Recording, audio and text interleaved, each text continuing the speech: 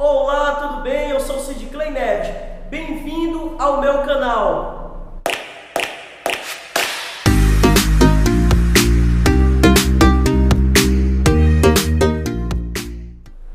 Hoje vamos aprender meses do ano, tá? O sinal de mês e o ano, tá? Então vamos começar. Janeiro, fevereiro, março, abril, tá? Maio. Só lembrando você que maio nós vamos escrever M-A-I-O, maio. Junho, tá? Fogueira, junho. Julho, J-L, julho. Agosto, setembro, simbolizando a mágica.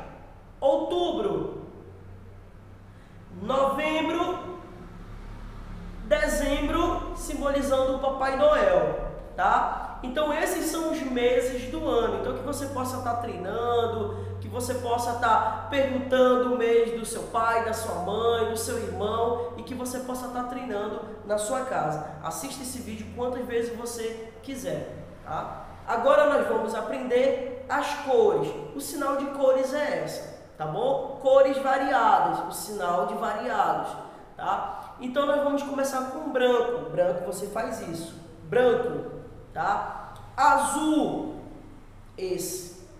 Você faz isso. Azul. Azul claro. Azul claro. Azul escuro. Azul escuro. Você fecha. Escuro, tá? Amarelo, você puxa aqui, ó, amarelo, você consegue me ver? Amarelo, tá? Verde, sinal de V, a mão fechada, verde.